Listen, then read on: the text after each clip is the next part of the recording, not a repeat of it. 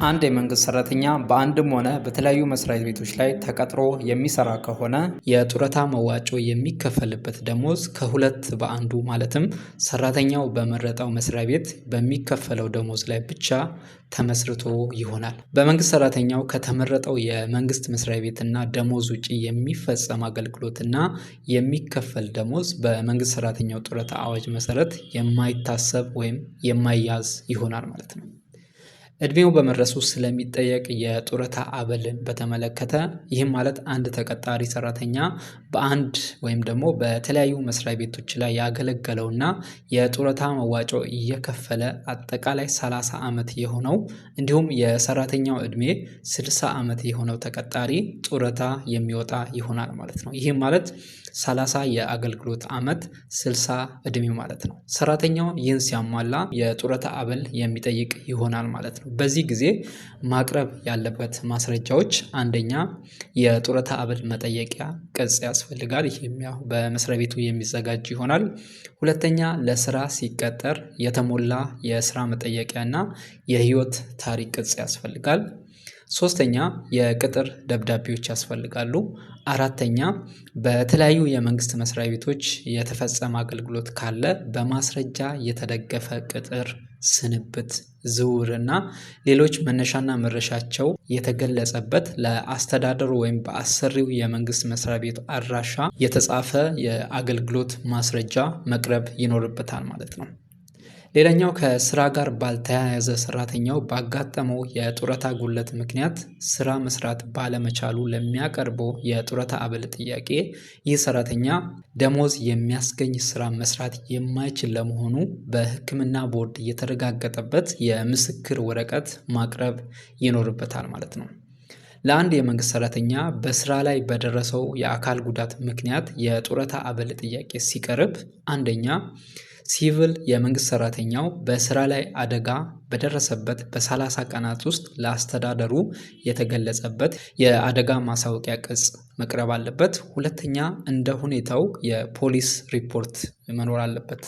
ሶስተኛ ስለደረሰው የአካል ጉዳት መጠንና ደሞዝ ለሚያስገኝ ማንኛውም ስራ ብቁ ያለመሆኑ የተረጋገጠበት በሕክምና ቦርድ የተሰጠ የምስክር ወረቀት መቅረብ ይኖርበታል። አራተኛ ጉዳት ከደረሰበት ቀን በፊት ባለው ወር የተከፈለውን የወር ደሞዝ መጠን የሚገልጽ ማስረጃ ከመስሪያ ቤቱ መቅረብ ይኖርበታል ማለት ነው። አምስተኛ አያድርገውና ሰራተኛው በስራ ላይ ያለ ከስራው ጋር በተያያዘ በደረሰበት አደጋ ምክንያት በሞት መለየቱ በመስሪያ ቤቱ የበላይ ኃላፊዎች ከተረጋገጠ የአደጋ ማሳወቂያ ቅጽ ከላይ በተገለጹት ከ30 ቀናት በኋላ ቢቀርብም ተቀባይነት የሚኖረው ይሆናል ማለት ነው። የመንግስት ሰራተኛው በራሱ ፍቃድ ወይም በሌላ ምክንያት ከስራ በመሰናበቱ የጡረታ አበል ጥያቄ ሲቀርብ ከላይ የተጠቀሱት እንዳሉ ሆነው በተጨማሪ ከስራ ያቋረጠበትን ምክንያት የሚገልጽ ማስረጃ ማቅረብ ይኖርበታል። ከዚህም ጋር በተያያዘ በራሱ ፍቃድ ወይም በሌላ ምክንያት ከስራ የተሰናበተ የመንግስት ሰራተኛ ከ25 ዓመት ያነሰ አገልግሎት ያለው ከሆነ በሕግ የተወሰነው የጡረታ መውጫ ዕድሜ ማለትም 60 ዓመት ሊደርስ 5 ዓመት ከሚቀረው ጊዜ ጀምሮ የጡረታ አበል የሚወሰንለት ይሆናል። ይህም ማለት ሰራተኛው በራሱ ፍቃድ ሆነ በሌላ ምክንያት ከስራ ከተሰናበተና ያቋረጠበትን ምክንያት ማስረጃ ካቀረበ እንዲሁም ያቀረበው ማስረጃ ተቀባይነትን ካገኘ ሰራተኛው 25 ዓመት የአገልግሎት ጊዜ ኖሮት እድሜው 55 ከሆነ በ25 የአገልግሎት ዓመት በ55 እድሜ የጡረታ አበል ጥያቄው ቅቡልነትን አግኝቶ የጡረታ አበል የሚወሰንለት ይሆናል ማለት ነው። ሌላኛው ቢያንስ ከ10 ዓመት ያነሰ አገልግሎት የፈጸመ የመንግስት ሰራተኛ እድሜው በሕግ የተወሰነ የጡረታ መውጫ እድሜ ከደረሰበት ከሚቀጥለው ወር አንስቶ የአገልግሎት ጡረታ አበል እስከ እድሜ ልኩ ይከፈሏል። ይህም ማለት ለምሳሌ ሰራተኛው በአንድ ሆነ በተለያዩ የመንግስት መስሪያ ቤቶች ላይ ቢያንስ 10 ዓመታት የአገልግሎት ዘመን ካለው ይህ ሰራተኛ 60 ዓመት ሲሞላው ብቻ የአገልግሎት ጡረታ አበል እስከ እድሜ ልኩ የሚከፈለው ይሆናል ማለት ነው። ያው ግዴታ እስከ 60 ዓመቱ መጠበቅ ይኖርበታል ማለት ነው።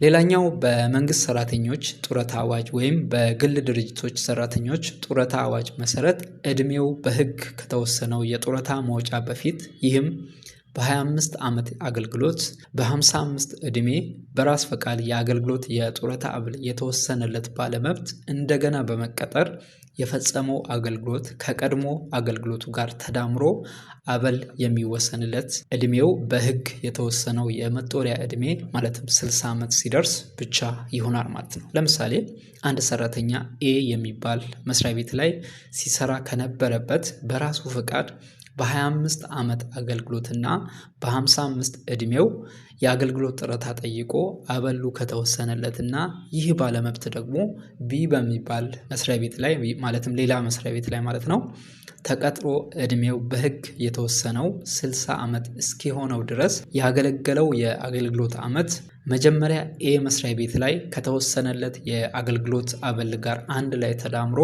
እንደገና አበል የሚወሰንለት ይሆናል ማለት ነው። ሌላኛው ደግሞ ከፍተኛ የመንግስት ኃላፊዎችና የህዝብ ተወካዮች ምክር ቤት አባላትን በተመለከተ የጡረታ አበል ጥያቄ ሲቀርብ እንግዲህ ከላይ የጠቀስናቸው ሙሉ ነጥቦች እንደተጠበቁ ሆኖ ለዚህኛው በስፔሻል ኬዝ ቢያንስ አንድ ሙሉ የምርጫ ዘመን አገልግሎትን ማለትም 5 ዓመት አገልግሎትን የሚያረጋግጥ ማስረጃና ሁለተኛ እድሜው ከ50 ዓመት ያላነሰ መሆኑን የሚያረጋግጥ ማስረጃ መቅረብ ይኖርበታል ማለት ነው። ሌላኛው ደግሞ የአገልግሎት ወይም ደግሞ የጤና ጉድለት ዳረጎትን ወይም ደግሞ የአንድ ጊዜ ክፍያን በተመለከተ አዋጁ ምን እንደሚል እንመለከታለን። የአገልግሎት ወይም የጤና ጉድለት ዳረጎት ወይም የአንድ ጊዜ ክፍያ ተፈጻሚ የሚሆነው አንደኛ የመንግስት ሰራተኛው ከ10 ዓመት ያነሰ አገልግሎት ፈጽሞ ለጡረታ መውጫ እድሜው በመድረሱ ይህም ማለት አንደኛ የመንግስት ሰራተኛው ከ10 ዓመት ያነሰ አገልግሎት ፈጽሞ ለጡረታ መውጫ እድሜው በመድረሱ ምክንያት የአገልግሎት ዳረጎት ይከፈሏል ማለት ነው። ይህ ማለት የአገልግሎት ዓመቱ ከ10 ዓመት በታች ስለሆነ ሰራተኛው የአገልግሎት ጡረታ አበል ሳይሆን የአንድ ጊዜ የአገልግሎት ዳረጎት ክፍያ የሚያገኝ ይሆናል ማለት ነው። ከ10 ዓመት በታች ስላገለገለ ማለት ነው።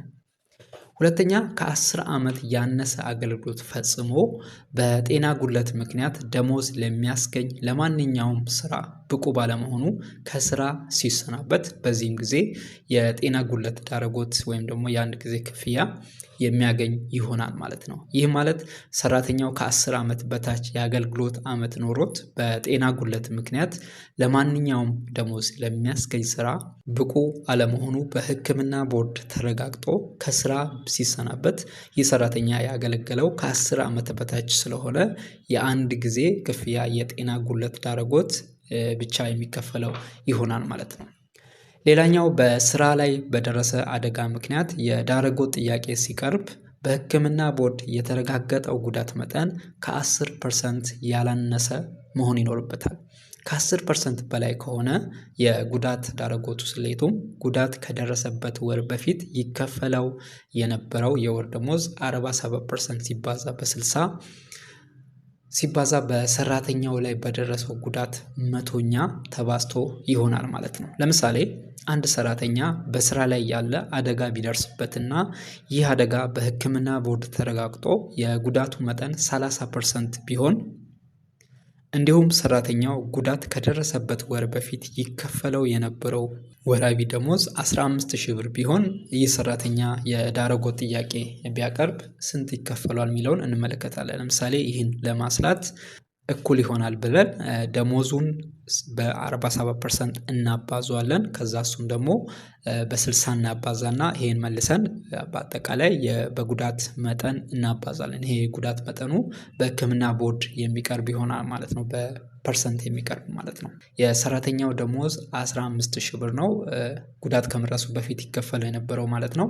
እርሱን በ47% እናባዟለን 7,050 ብር ይመጣል ማለት ነው። ከዛ እሱን ሲባዛ በ60 ሲባዛ በሕክምና ቦርድ ተረጋግጦ የጉዳት መጠኑ የሆነው 30% ነው። ስለዚህ እሱን መልሰን በ30% እናባዟለን ማለት ነው። አጠቃላይ ሲባዛ 126,960 ብር ይሆናል ማለት ነው። ስለዚህ የዚህ ሰራተኛ የጉዳት ዳረጎቱ 126,960 ብር ይሆናል ማለት ነው በዚህ ምሳሌ መሰረት። ስለዚህ በዚህ መሰረት ማስላት ይቻላል። ኦኬ የመጨረሻው ነጥባችን የአገልግሎት ዘመን አያያዝ ሁኔታን እንመለከታለን። ለአንድ የመንግስት ሰራተኛ የጡረታ አበል ለመወሰን የሚያዘው የጡረታ መዋጮ እየተከፈለበት በመንግስት መስሪያ ቤት በቋሚነት ወይም በኮንትራት ወይም ደግሞ በጊዜያዊነት በተወሰነ ጊዜ ወይም በተወሰነ ስራ የተፈጸመ የአገልግሎት ዘመን ይህ የአገልግሎት ዘመን ተብሎ የሚያዝ ይሆናል ማለት ነው። ሁለተኛ የአንድ መንግስት ሰራተኛ የአገልግሎት ዘመን መቆጠር የሚጀምረው በመንግስት ሰራተኝነት ከተቀጠረበት ወይም ደግሞ ከተመደበበት ወይም ደግሞ ከተሾመበት ቀን አንስቶ በሙሉ ዓመት በወራትና በቀናት ታስቦ የሚያዝለት ይሆናል ማለት ነው። ሌላኛው ከመቀጠር እድሜ በፊት ስለተፈጸመ አገልግሎትን በተመለከተ አንድ የመንግስት ሰራተኛ በሕግ ከተወሰነው የመቀጠሪያ እድሜ በፊት ተቀጥሮ አገልግሎት የፈጸመ ከሆነ እድሜው 14 ዓመት እስከሞላ ጊዜ ጀምሮ የፈጸመው አገልግሎት ለጡረታ ተግባር ይታሰብለታል ማለት ነው። ከዛ በፊት ያገለገለው ጊዜ የማይታሰብ ይሆናል ማለት ነው። ኦኬ እንግዲህ የአገልግሎት አበል ሙሉ ስሌቱን ማለትም እንዴት እንደሚሰላ ማየት ከፈለጋችሁ ከዚህ በፊት የሰራነው ሙሉ ቪዲዮ ስላለ ቻናላችን ላይ ታገኙታላችሁ። ይሄንም ከታች ዲስክሪፕሽን ቦክስ ላይ ሊንኩን አስቀምጥላችኋለሁኝ። ከዛ ላይ ወስዳችሁ ማየት የምትችሉ ይሆናል ማለት ነው። ለቻናላችን አዲስ ሆናችሁ እንዲህ አይነት ጠቃሚ ትምህርቶችን በየጊዜው ለማግኘት ቻናላችን ሰብስክራይብ በማድረግ ቤተሰብ ሁኑ። እናመሰግናለን። መልካም ቆይታ